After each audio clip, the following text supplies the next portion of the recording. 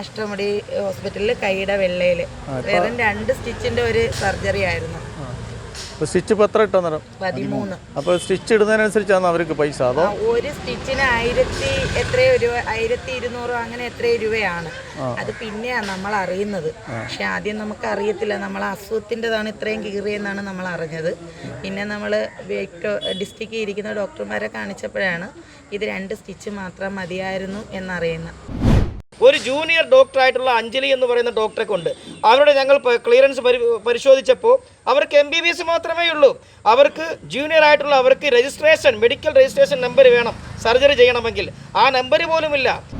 ഇത്തരം സംഭവങ്ങൾ ഒറ്റപ്പെട്ടതല്ല, ഇത് കേരളത്തിൽ ഉടനീളമുള്ളതാണ്. പോലീസുകാർ ഇട്ടിരിക്കുന്ന വസ്ത്രത്തിനോട് മാന്യത കാണിക്കണം. ആ കാക്കിയോട് ഞങ്ങൾക്ക് ബഹുമാനമുണ്ട്. അതുകൊണ്ട് കേസെടുത്തിരിക്കണം.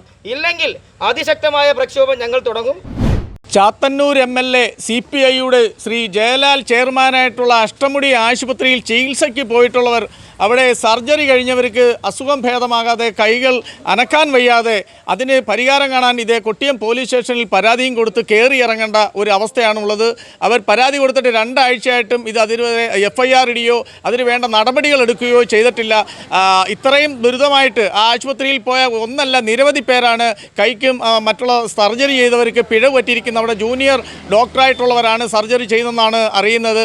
അതിനെതിരെ ഒരു അന്വേഷണം നടത്തിയ പോലുമില്ല. ജയലാലാണ് ചാത്തന്നൂർ ജയലാൽ MLAയും ഇടതുപക്ഷം ഭരിക്കുകയോ ഒക്കെ ചെയ്യുന്ന ഈ സമയത്ത് പോലീസുകാർ നിസ്സഹായരായിട്ട് നോക്കി നിൽക്കേണ്ട ഒരു അവസ്ഥയാണ് ഉള്ളത്. എൻ്റെ കൈക്ക് ചെറിയ പെരുപ്പ് അനുഭവപ്പെട്ട് ബെൻസീർ ഹോസ്പിറ്റലിൽ കൊണ്ട് കാണിക്കാൻ പോയതാണ്. അപ്പോൾ അവിടെ PNB ടെസ്റ്റ് നടത്തിയപ്പോൾ സർജറി ചെയ്യണമെന്ന് പറഞ്ഞു. സർജറി എത്രയും പെട്ടെന്ന് ചെയ്തില്ല, ഈ ഒരു സൈഡ് തളർച്ചയാവുമെന്ന് പറഞ്ഞു.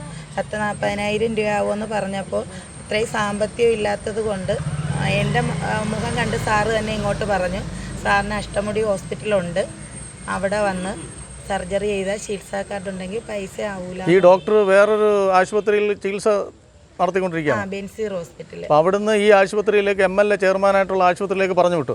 പറഞ്ഞു വിട്ടു. സാറ് തന്നെ വരാൻ പറഞ്ഞത്. എന്നിട്ട് സാറാണ് സർജറി ചെയ്തത്? അല്ല, അഞ്ജലി മാഡമാണ് സർജറി ചെയ്തത്. സാറിനപ്പോൾ ഈ ഹോസ്പിറ്റലിൽ രോഗികളെ എത്തിക്കുക എന്നുള്ള ചുമതല മാത്രമേ ഉള്ളൂ? നിങ്ങളെ കൂടെ വേറെ 2-3 പേരുണ്ടല്ലോ ഇതിന് ചികിത്സ?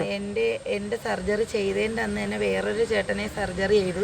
ചേട്ടന് വേദന കൊണ്ട് കരഞ്ഞ് ചേട്ടൻ നിലവിളിച്ചപ്പോഴത്തേക്ക് അവരോട് ഷൗട്ട് ചെയ്യുന്നതായിട്ട് എൻ്റെ മക്കൾ പറയുന്നത് കേട്ടോ. ഈ ആശുപത്രി അധികൃതർ അവരോട് ഷൗട്ട് ചെയ്യുന്ന അമ്മ, അതുകൊണ്ട് അമ്മ വേദന എടുത്താലും മിണ്ടല്ലേ എന്ന് എന്നോട് പറഞ്ഞു. പക്ഷേ ഞാൻ വേദന എടുത്തപ്പം കരഞ്ഞിട്ട് ഞാൻ പറഞ്ഞു, ഇങ്ങനെ ഒരു ഹോസ്പിറ്റലിൽ ഞാൻ വേറെ എങ്ങും കണ്ടിട്ടില്ല, എനിക്ക് എന്ത് മരുന്നൊന്നും തരത്തില്ലേ എന്ന് ചോദിച്ചപ്പോൾ സാറ് വന്നു. സാറ് പറഞ്ഞു, ഇവിടെ ഇങ്ങനെയാണ്, നിങ്ങൾക്ക് ആവുമെങ്കിൽ ഇവിടെ നിൽക്കുക, ഇല്ലെങ്കിൽ ഡിസ്ചാർജ് തരാമെന്ന്. എവിടെ ഇത് സർജറി നടത്തിയത്? കയ്യിലോ? അഷ്ടമുടി ഹോസ്പിറ്റലിൽ കൈയുടെ വെള്ളയിൽ വെറും 2 സ്റ്റിച്ചിൻ്റെ ഒരു സർജറി ആയിരുന്നു. സ്റ്റിച്ച് ഇപ്പോൾ എത്ര ഇട്ടെന്നേരം? 13. അപ്പോൾ സ്റ്റിച്ച് ഇടുന്നതിനനുസരിച്ചാണ് അവർക്ക് പൈസ? അതോ ഒരു സ്റ്റിച്ചിന് 1200 അങ്ങനെ എത്രയോ രൂപയാണ്. അത് പിന്നെയാണ് നമ്മൾ അറിയുന്നത്. പക്ഷെ ആദ്യം നമുക്ക് അറിയത്തില്ല, നമ്മൾ അസുഖത്തിൻ്റെതാണ് ഇത്രയും കീറിയെന്നാണ് നമ്മൾ അറിഞ്ഞത്. പിന്നെ നമ്മൾ ഡിസ്ട്രിക്റ്റിൽ ഇരിക്കുന്ന ഡോക്ടർമാരെ കാണിച്ചപ്പോഴാണ് ഇത് 2 സ്റ്റിച്ച് മാത്രം മതിയായിരുന്നു എന്നറിയുന്നത്.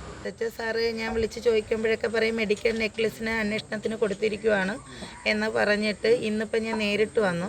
അപ്പോഴും സാറ് അത് തന്നെയാണ് പറയുന്നത്, നാളെ 14 ദിവസം ആവും. ഈ പറയപ്പെടുന്ന ഡോക്ടർമാരെ അടക്കം അറസ്റ്റ് ചെയ്തില്ലെങ്കിൽ അതിശക്തമായ സമരവുമായി ഞങ്ങൾ മുന്നോട്ട് പോകും. ഇതിനകത്ത് പ്രധാനപ്പെട്ട ഒരു കാര്യം പറയാനുള്ളത്, ഈ ഹോസ്പിറ്റലിൽ ഒരു പനിയോ മറ്റ് ചെറിയ രോഗങ്ങൾക്കല്ലാതെ ആരും പോകാറില്ല. ഈ ആദ്യം ഒരു നില കെട്ടിടമായിരുന്നു, അതിൻ്റെ ലൈസൻസിലാണ് ഇപ്പോഴും പ്രവർത്തിക്കുന്നത്. അതിൻ്റെ ലൈസൻസ് ഏകദേശം 2017 തീരുന്നു. ബാക്കി 3 നില അതിൻ്റെ മുകളിൽ കെട്ടിവെച്ചിരിക്കുകയാണ്. മൊത്തം ഇപ്പം 4 നിലയുണ്ട്. ഇതിനൊന്നും പെർമിറ്റോ ലൈസൻസോ മറ്റ് കാര്യങ്ങളോ ഒന്നും തന്നെ ഇല്ല. ഈ പറയുന്ന സഹോദരിയെ ചികിത്സിച്ചിരിക്കുന്ന ബെൻസീറിൽ പോയി ട്രീറ്റ്മെൻറ്റ് എടുത്തതാണ്. അവിടെ നിന്ന് ഈ ഹോസ്പിറ്റലിലേക്ക് റിക്രൂട്ട്മെൻറ്റ് ചെയ്ത് ആളുകളെ എത്തിക്കുക എന്നുള്ളതാണ് ജേക്കബ് ഡോക്ടർ ചെയ്തിരിക്കുന്ന ഉത്തരവാദിത്വം. ജേക്കബ് ഡോക്ടർ ഇത് ചെയ്തിട്ട് ജേക്കബ് ഡോക്ടറിൻ്റെ അണ്ടറിൽ സർജറി ചെയ്യാമെന്ന് പറഞ്ഞിട്ട് ഒരു ജൂനിയർ ഡോക്ടറായിട്ടുള്ള അഞ്ജലി എന്ന് പറയുന്ന ഡോക്ടറെ കൊണ്ട് അവരുടെ ഞങ്ങൾ ക്ലിയറൻസ് പരിശോധിച്ചപ്പോൾ അവർക്ക് MBBS മാത്രമേ ഉള്ളൂ. അവർക്ക് ജൂനിയർ ആയിട്ടുള്ള അവർക്ക് മെഡിക്കൽ രജിസ്ട്രേഷൻ നമ്പർ വേണം സർജറി ചെയ്യണമെങ്കിൽ. ആ നമ്പർ പോലുമില്ല. ഇത്തരം വലിയ കുറ്റകൃത്യങ്ങൾ ഇത് ഒറ്റപ്പെട്ട സംഭവമല്ല. കേരളത്തിലെ പല ഭാഗത്തും ഇന്ന് ഒരു കൊള്ളയായി തന്നെ ആശുപത്രി മാനേജ്മെൻറ്റുകൾ നടത്തിക്കൊണ്ടിരിക്കുകയാണ്. വരുന്ന ജൂനിയർ ഡോക്ടർമാരെ കൊണ്ട് അവരില്ല ചെറിയ ചെറിയ രീതിയിലെ ലാഘവത്തോടു കൂടി ഈ പറയുന്ന ആളുകളെ, രോഗികളെ, വിഷമം കൊണ്ടുവരുന്ന രോഗികളെ ട്രീറ്റ്മെൻറ്റ് ചെയ്യുകയാണ്, സർജറി ചെയ്യുകയാണ്.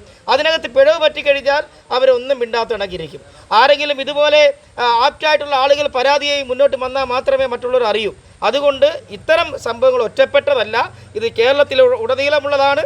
പോലീസുകാർ ഇട്ടിരിക്കുന്ന വസ്ത്രത്തിനോട് മാന്യത കാണിക്കണം. ആ കാക്കിയോട് ഞങ്ങൾക്ക് ബഹുമാനമുണ്ട്. അതുകൊണ്ട് കേസെടുത്തിരിക്കണം. ഇല്ലെങ്കിൽ അതിശക്തമായ പ്രക്ഷോഭം ഞങ്ങൾ തുടങ്ങും. ഞങ്ങൾ എൻ്റെ ഹസ്ബൻഡിൻ്റെ ഒരു അഷ്ടമുടി ട്രോമ കെയറിൽ ഒരു ഓപ്പറേഷൻ ചെയ്തതിലൊരു പാളിച്ച പറ്റി അതിൻ്റെ ഒരു കേസുമായിട്ട് മുമ്പ് കൊടുത്തിട്ടുണ്ടായിരുന്നു.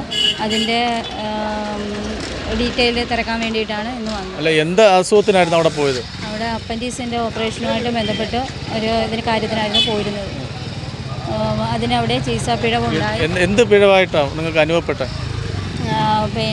ഓപ്പറേഷൻ കഴിഞ്ഞു അന്നത്തെ ദിവസം തന്നെ അദ്ദേഹത്തിൻ്റെ വയറിന് ഭയങ്കരമായ വേദന ഉണ്ടാവുകയും ഇൻഫെക്ഷൻ ഉണ്ടായി. പിറ്റേ ദിവസം ഓപ്പറേഷൻ തിയേറ്ററിൽ കയറി ക്ലീൻ ചെയ്യുകയും ചെയ്തു. അതിൽ നിന്ന് ഇൻഫെക്ഷൻ ഉണ്ടായി. അതിൽ നിന്ന് പ്രശ്നങ്ങളുണ്ടായിരുന്നു. അതിനെ തുടർന്ന് 7 ദിവസം കഴിഞ്ഞപ്പോൾ വീട്ടിൽ വിട്ടു. അത് കഴിഞ്ഞ് ഈ മെയിൻ ഡോക്ടറാണോ സർജറി ചെയ്തത്, അതോ അവർ ജൂനിയർ ഡോക്ടർമാരെങ്കിലും ആണോ? ജേക്കബ് ജോൺ എന്ന ഡോക്ടറാണ്. ആ ഡോക്ടർ തന്നെയാണെന്ന് വെച്ചത് ഉറപ്പാണ്? ഡോക്ടർ തന്നെയാണ് ചെയ്തത്. അദ്ദേഹത്തിൻ്റെ കയ്യിൽ നിന്ന് ഇത്തരത്തിൽ പിഴവ് വരാറുണ്ടോ? നമുക്കറിയത്തില്ല, നമുക്ക് ആദ്യമായിട്ടുള്ള സംഭവമാണ്. പിന്നീട് ഇത് എവിടെ പോയാൽ ചികിത്സിച്ച് ഭേദമാക്കി? ഇത് പരബ്രഹ്മ ഹോസ്പിറ്റലിൽ പല സർജന്മാരെയും കണ്ടപ്പോഴാണ് ആ ഡോക്ടർമാരാണെന്നോ പറഞ്ഞത് ഇവിടുത്തെ ആ പിഴവ് കാരണമാണ് ഇങ്ങനെ സംഭവിച്ചതെന്ന്? തീർച്ചയായിട്ടും പല സർജന്മാരെയും കണ്ടതിന് ശേഷമാണ് നമ്മൾ പരബ്രഹ്മ ഹോസ്പിറ്റലിൽ ഡോക്ടറെ കാണുകയും ആ ഡോക്ടർ ചെയ്യത്തില്ലെന്ന് ഏറ്റ കാര്യം നമ്മുടെ പ്രസ് ചെയ്ത പല പാർട്ടിക്കാരും പ്രസ് ചെയ്തതിൻ്റെ ഭാഗമായിട്ടാണ് അദ്ദേഹം ഇത് ഓപ്പറേഷൻ ചെയ്തത്. അദ്ദേഹത്തെ ഇപ്പോഴും ട്രീറ്റ്മെൻറ്റ് ചെയ്തുകൊണ്ടിരിക്കുന്നത്. അപ്പോൾ അതിനുശേഷം ഈ കേസ് കൊടുത്തിട്ട് ഇവിടുന്ന് ഈ പോലീസ് സ്റ്റേഷൻകാർ കേസ് രജിസ്റ്റർ ചെയ്യുന്നില്ല, FIR ഇടുന്നില്ല, എന്താണ്? അന്ന് കേസുകളെല്ലാം കൊടുത്തിട്ട് അന്ന് നമുക്ക് പല പ്രാവശ്യവും നമ്മൾ വന്നിരുന്നു. അത് വലിയ ചിലവാണ്. 2-3 പ്രാവശ്യം നമ്മൾ വന്നിരുന്നു. അന്ന് നമുക്കെന്തോ അവരുടെ പാർട്ടിക്കാരുടെ MLAയുടെ ഇതിൻ്റെ സ്വാധീനം കൊണ്ടായിരിക്കും നമുക്ക് അന്നൊന്നും ഒരു ഇത് കിട്ടിയില്ല.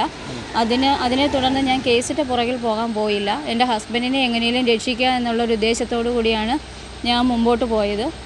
ഇപ്പം എനിക്ക് കേസ് അനിവാര്യമായിട്ട് വന്ന കാര്യമെന്ന് വെച്ചാൽ അദ്ദേഹത്തിന് ഇപ്പോഴും ശാരീരികമായ പല പ്രശ്നങ്ങളുണ്ട്. പ്രശ്നങ്ങളുണ്ടാകെ ആഹാരം കഴിക്കുമ്പോൾ ഭയങ്കര ബുദ്ധിമുട്ടുകളുണ്ടാകെ ഇപ്പോഴും ഞങ്ങൾ ട്രീറ്റ്മെൻറ്റാണ്. അതിൽ തുടർന്ന് കണ്ണിൻ്റെ കാഴ്ചകൾ നഷ്ടപ്പെടുന്നു. പല ഡോക്ടർമാരും പറയുന്നത് ഈ ഓപ്പറേഷൻ മൂലമുണ്ടായ പല പ്രശ്നങ്ങളാണ്. അതുപോലെ തന്നെ